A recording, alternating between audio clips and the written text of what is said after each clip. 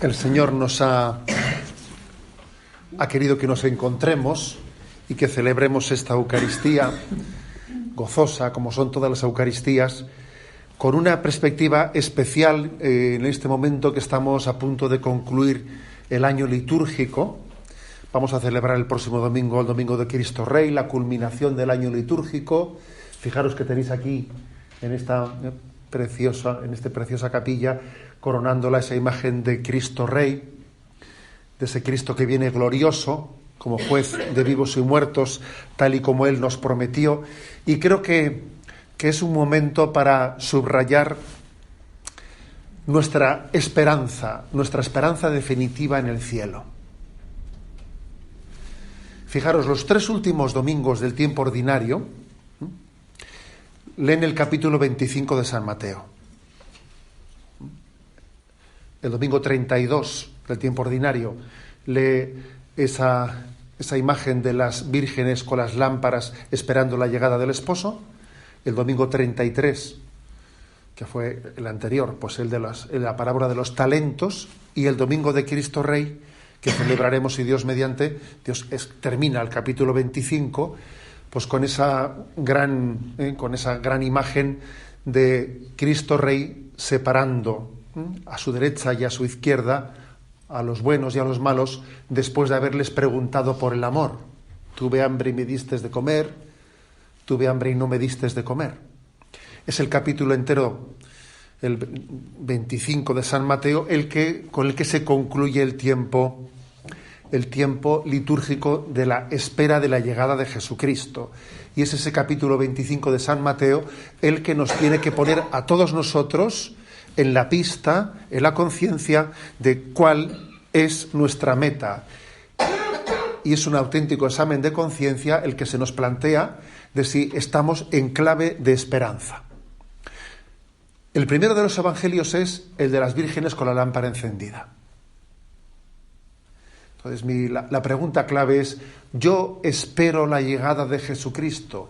¿Espero el cielo? O más bien, a veces le tengo miedo a pensar en el encuentro definitivo con el Señor. La gran pregunta de si nosotros tenemos conciencia, tenemos planteada la vida en la clave de saber cuál es nuestra meta y supeditando todo a la llegada de esa meta, es definitiva. La pregunta principal, una de las preguntas claves que el Señor nos hará cuando nos hemos encontrado con Él, es si hemos mantenido la lámpara encendida de la fe y de la esperanza, o si nos hemos perdido mientras que teníamos que haber estado esperando su llegada y nos hemos perdido por el camino y se ha disuelto la gran esperanza en las pequeñas esperanzas, ¿no? Es un drama el que el hombre renuncie a la gran esperanza y la cambie, la pervierta en pequeñas esperanzas intrascendentes. El segundo domingo, la parábola de los talentos o la parábola de las onzas, ¿no?, que también proclama en otra versión el evangelio que hoy se ha proclamado, nos está dando a entender si eso es así, si la lámpara está encendida, si verdaderamente yo espero la llegada del Señor, si es la meta de mi vida, si es la clave de mi vida, pues obviamente se tiene que traducir de una manera muy práctica, muy comprobable, en la manera en la que yo utilizo todos los bienes, todos los dones, todos los talentos que Dios ha puesto en mi vida. Lo lógico es que cuando alguien tiene claro cuál es el norte de su vida, pues todo el resto de sus cualidades, de sus pertenencias, de sus bienes, todos ellos estén totalmente dirigidos a ese fin. Como dice nuestro patrono San Ignacio de Loyola, utilizar todas las cosas en tanto y cuanto me ayudan para llegar a esa meta, me sirvo de ellas. En tanto y cuanto me estorban para llegar a esa meta, prescindo de ellas, sabiendo cuál es el norte de nuestra vida y haciendo supeditar todo el resto a ese fin. Nos va preparando la liturgia y finalmente llega el domingo de Cristo Rey y se nos hace la pregunta por el amor. Si verdaderamente esperamos a Jesús, si esperamos encontrarnos con Él, si el anhelo de nuestra vida es dar un abrazo definitivo y eterno a Jesucristo resucitado por toda la eternidad, nosotros no podemos esperar, ¿eh? No podemos esperar. Comenzamos ya a abrazarle a Cristo crucificado en nuestros hermanos presentes en esta vida, que hacen presente a Jesucristo resucitado. Y abrazamos a Cristo resucitado en los demás, especialmente en los más frágiles. Y cada vez que abrazamos la fragilidad humana de nuestro prójimo, estamos ya preparando el encuentro definitivo con Jesucristo.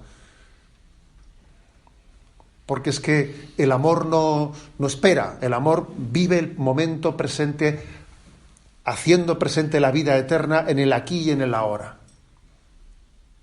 Son los 3 evangelios maravillosos que son un auténtico examen de nuestra esperanza cristiana. Pasa lo siguiente. Yo creo que los dos grandes enemigos que podemos tener, los dos grandes enemigos para que esta esperanza sea cierta, en mi opinión, son el miedo a la muerte y nuestros apegos. Yo creo que son los dos principales enemigos que nos pueden separar o distraer de esta perspectiva. Con respecto al miedo, pues sí, cuando uno lee esa lectura que hemos leído de la Madre de los Macabeos y de qué manera, con qué generosidad animaba a sus hijos a llegar al martirio, uno dice, ¿y yo qué haría? ¿Yo cómo reaccionaría en una de esas?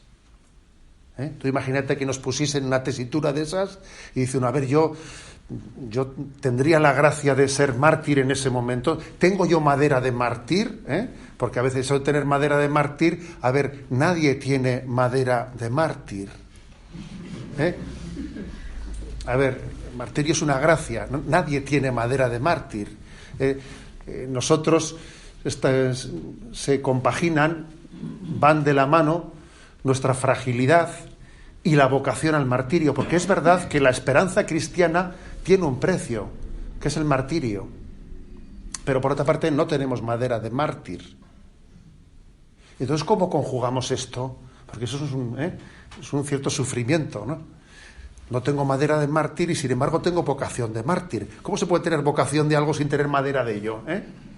Bueno, pues Santo Tomás Moro, yo creo que para mí es uno de los ejemplos más maravillosos, ¿no?, de cómo conjugar esa lucha interior. Santo Tomás Moro, él, en la torre de Londres, él escribe con preocupación que él no tiene madera de mártir y sabe lo que se le está acercando, y él tiene miedo porque no tiene madera de mártir.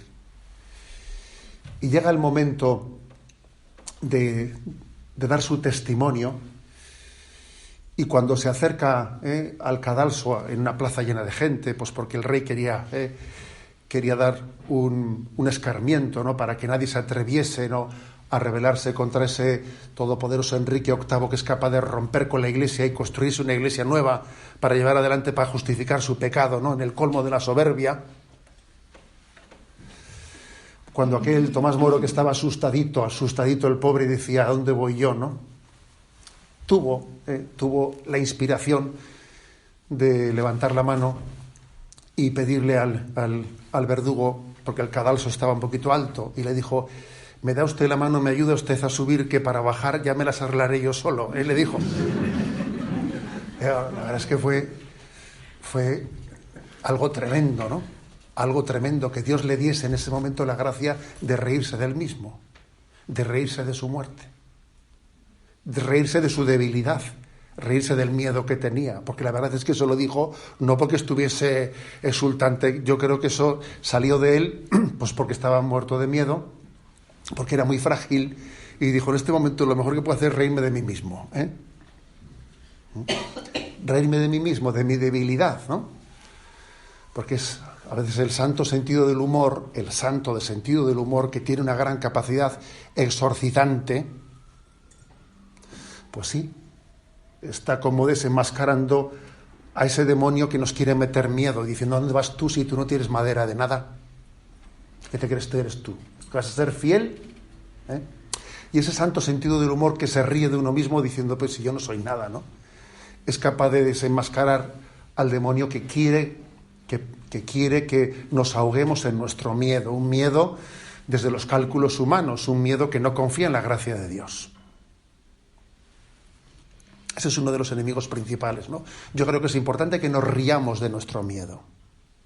Reírnos de nosotros mismos es muy sano, porque en el fondo cuando uno se ríe de sí mismo es como si dijese, pero bueno, ¿qué? ¿Te has puesto tú ahí sentado en esa silla como si fueses tú el ombligo del mundo? Pero si el centro del mundo es Jesucristo, ¿tú qué pretendías ser tú? Reírse de los demás es sarcasmo, reírse con los demás puede ser amistad, pero reírse de uno mismo es virtud. Reírse de uno mismo y ridiculizar, ¿no? Nuestros agobios, en el fondo es un acto de confianza en Dios, que tenemos que hacer mucho. Bueno, el segundo de los miedos, el segundo de los enemigos, mejor dicho, ¿no? Para que nuestra esperanza cristiana, nuestra conciencia de que somos ciudadanos del cielo y esa es nuestra meta, para que nadie nos aparte de ello, el segundo enemigo, si el primero es ese miedo a la muerte, pues el segundo es el apego, los apegos de nuestra vida, porque vamos caminando y se va pegando mucho polvo del camino, Se va pegando mucho polvo. Nos apegamos a muchas cosas. Entonces, ¿qué ocurre? Pues que cuando nos toca hacer una mudanza nos da un miedo tremendo la mudanza. El otro día me decía hoy en día, ¿no? dos mudanzas equivalen a un incendio, ¿no? O sea, hacer una mudanza hoy en día es tremendo, pues porque, claro, acumulamos tantas cosas que, claro, es muy difícil, ¿no? Sin embargo, las misioneras de la caridad, es curioso que cuando les cambian de destino, primero se lo dicen la víspera. Se lo dicen la víspera y todo lo que tienen que llevar les cabe en un atillo, ¿sabes? Claro, así se hace la mudanza fácil, ¿no? Pero es que es la clave. La clave está en que nos demos cuenta de que un gran enemigo de nuestra esperanza cristiana es que de facto acumulamos muchísimas cosas innecesarias y lo que es peor, ponemos en ellas el corazón. Y efectivamente estamos apegados a cosas que son perfectamente prescindibles, ¿no? Me decía un conocido psiquiatra, me decía que así como en este momento, ¿no? Pues uno de los motivos principales de las depresiones en esta sociedad pues son las rupturas matrimoniales, que él había conocido en un tiempo que el principal motivo de las depresiones pues era el de las mudanzas. Decía, ¿no? Cuando la gente tiene que hacer una mudanza, bueno, ahora, hoy en día, por desgracia, le han quitado el ranking del de los divorcios, que es un motivo superior que el anterior, pero bueno. Pero él reseñaba que es verdad, que cuando nos apegamos a tantísimas cosas, desprendernos supone una gran crisis interior en nuestra vida. Y por lo tanto, no hay otra manera de superar los apegos que tener un continuo ejercicio de desprendimiento en nuestra vida, de vivir alerta a los apegos que se puedan generar en nosotros. Apegos a veces que son pues tan triviales como apegos a mis manías, apegos a mis hábitos adquiridos, porque si yo pongo esto así, como alguien me lo cambie, pues yo tengo que volver a poner apegos a tonterías, apegos a nuestros horarios que nos parece que son inamovibles, apegos que en el fondo están manifestando que no tenemos la plena conciencia del desprendimiento, ¿no? De la preparación para seguir a Jesucristo como Él quiera, cuando Él quiera. Es muy importante, porque a veces hemos afirmado en nuestra vida que yo quiero seguir a Jesucristo, pero los apegos han ido poniendo muchos circunstanciales. Y yo pongo los circunstanciales, sí, quiero seguir a Jesucristo, pero de esta manera, en este momento, en esta circunstancia, y soy yo el que pongo todos los circunstanciales, ¿no? Todos los circunstanciales a ese. Y la única manera posible de seguir a Jesucristo es firmando un cheque en blanco. Hay dos maneras de firmar un cheque. Dos maneras, ¿no? Pues una es cuando alguien rellena el cheque y pone la cantidad, pone quién lo cobra, pone la fecha, el lugar, y entonces va y dice, ¿me lo firmas? Otra manera bien distinta es que uno firme y diga, ¿me lo rellenas? Es muy distinto. Ante Dios solo hay una manera digna de rellenar ese cheque, que es firmándolo en blanco y poniéndolo en manos de Dios, lo cual supone un ejercicio de desprendimiento y de confianza plena en las circunstancias, en el cómo, en el dónde, en el cuándo, en el cómo será mi vida, cómo será mi muerte, qué acontecerá. Por ejemplo, muchas veces algunas personas mayores le dicen al sacerdote, no, yo lo que me gustaría es morirme sin dar trabajo, sin dar trabajo. Pues sí, cada uno de nosotros tenemos nuestros miedos, nuestras circunstancias, ¿no? Firmarle a Dios un cheque en blanco y ponerlo en sus manos con la confianza de que Él lo rellene. Cuando eras joven tú mismo te ceñías e ibas a donde querías, Pedro, pero cuando seas viejo otro te ceñirá y te llevará a donde no quieras. Tú ven y sígueme. Ya te diré yo cómo. Pero haz un voto de confianza, despréndete de todo lo que tienes que desprenderte para que tu corazón sea libre para seguir a Jesucristo. Por eso ni miedos ni apegos, porque son nuestros enemigos en esa vocación cristiana de prepararnos para la llegada definitiva de Jesucristo. Vamos a vivir este domingo de Cristo Rey que Dios nos regala, además con una conciencia clara. No sé si sabéis que este domingo de Cristo Rey se concluye, se clausura el año santo del centenario de las apariciones de Fátima. Se concluye este domingo, se ha celebrado 100 años de las apariciones de la Virgen María en Fátima, y es hermoso que concluyamos diciendo, con esa promesa de María, al final mi corazón inmaculado triunfará.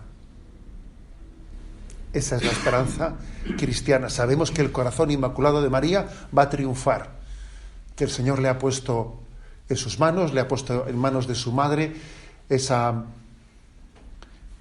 llamada a ser madre y reina, para que al final todo lo que acontece en esta vida, todo sea para mayor gloria de Dios. No sabemos cómo van a terminar, cómo concluirán las cosas, cómo será el devenir de la existencia, pero sabemos que al final el corazón inmaculado de María triunfará. Os invito a que nos preparemos para esta gran celebración y a que esta gran confianza en el triunfo del corazón inmaculado de María nos acompañe en toda nuestra vida.